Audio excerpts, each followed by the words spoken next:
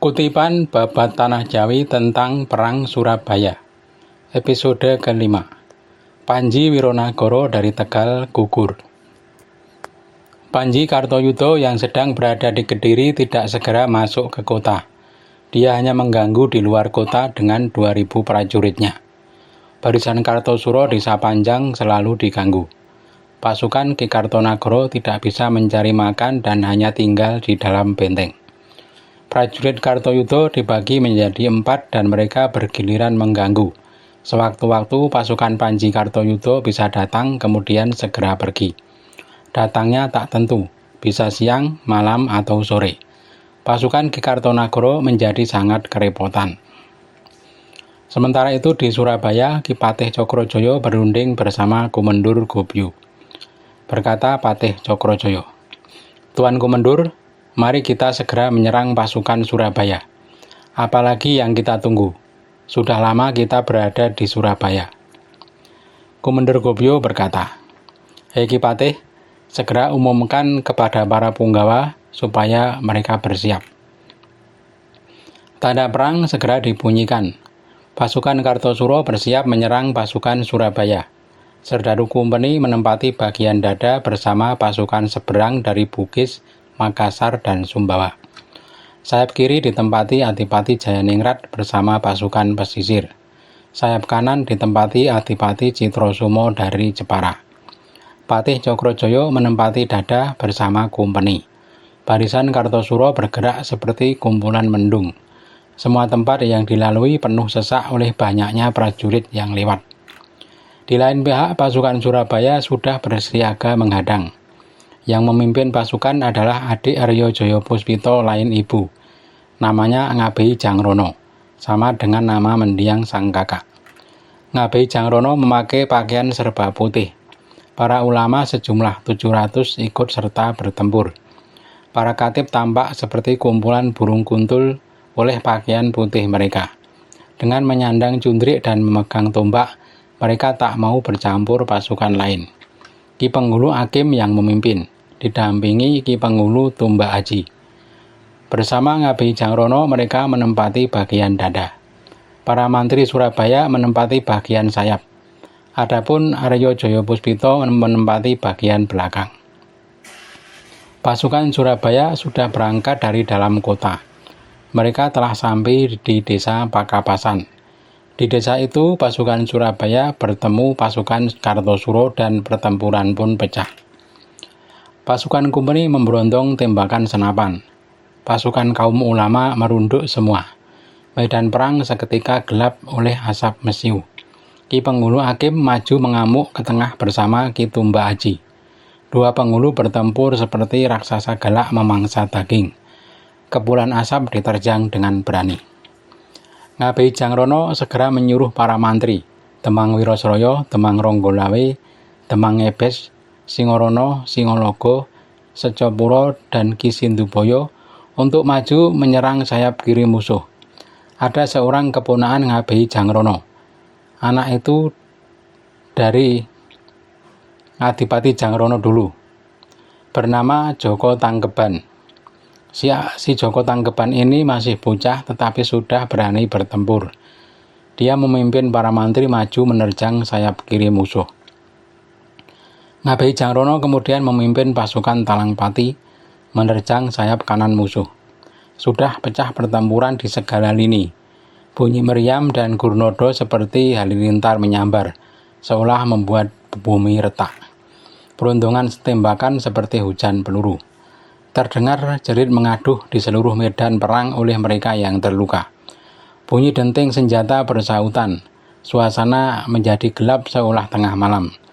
Pasukan kaum ulama mengamuk dengan berani menerjang Serdadu Kumpeni. Yang diterjang tak kalah berani. Baju putih para kaum sudah menjadi merah oleh darah para Kumpeni. Pasukan seberang dari Bugis Makassar berusaha membantu. Tetapi amukan para kaum tak tertahankan. Satu brigade Serdadu Kumpeni tumpas habis. Sisanya melarikan diri dari medan perang. Bagian dada pasukan Kartosuro sudah hancur. Sayap kiri pasukan Kartosuro segera diterjang para mantri Surabaya.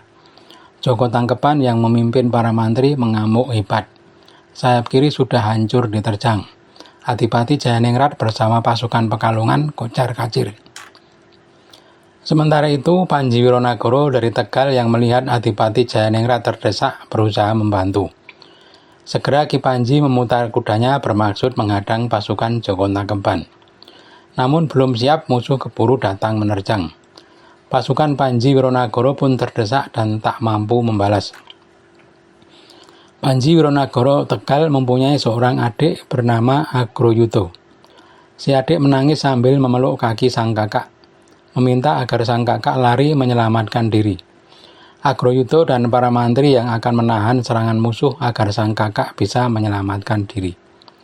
Panji Wironagoro berpikir, walau lari mustahil selamat, malah akan mendapat celah kalau aku lari. Kelak anak cucuku tak laku jika mengabdi kepada sang raja, utamanya seorang bupati jika gugur di medan perang. Wironagoro berseru, bocah-bocah semua, aku ikut mati bersama kalian. Pasukan Tegal melawan musuh yang terlalu banyak. Mereka tak berharap selamat lagi. Yang dipikirkan hanya mengamuk sampai tetes darah terakhir. Panji Tegal seperti Abimanyu yang perang di Baratoyudo, dikeroyok para mantri Surabaya.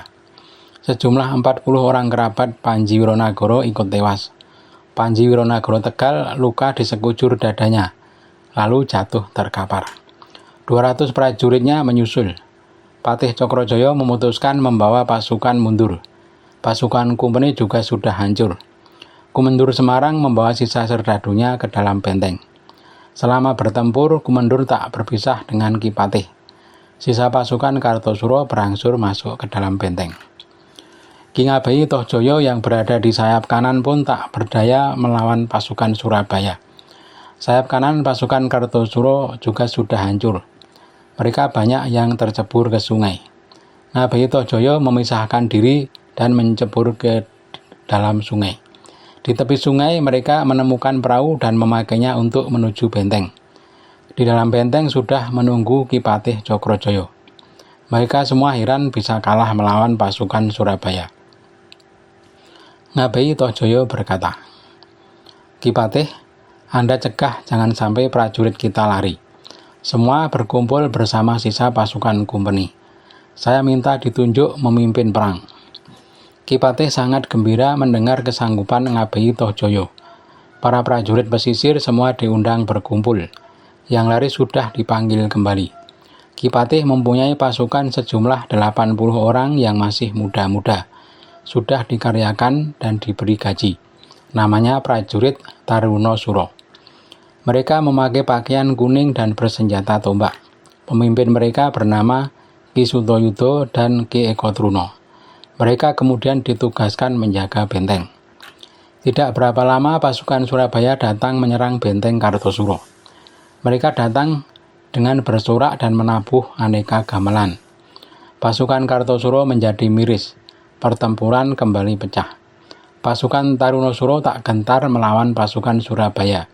Ki Ngabeyi Tohjoyo kembali mengamuk seperti raksasa lapar.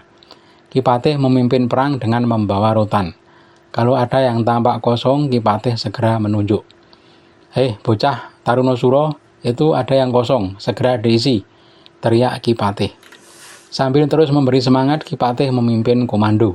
Setiap prajurit Tarunosuro terdesak, Ki Patih memberi semangat agar kembali berani perang. Prajurit Tarunosuro masih terus bertempur dengan semangat tinggi. Sementara para bupati sudah bergabung dengan Ki Patih. Mereka kemudian berusaha mempertahankan benteng. Ki Eko Truno tertembak dadanya dan jatuh, tewas seketika. Pertempuran hari itu terhenti oleh datangnya malam. Prajurit Kartosuro kembali ke benteng mereka. Jenazah Panji Wironagoro kemudian dipulasara. Rencananya akan dimakamkan di kota Surabaya.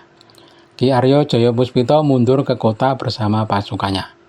Peristiwa perang besar ini ditandai dengan sengkalan tahun lar dadi obahing bumi yang melambangkan tahun 1642 dalam kalender Jawa atau 1718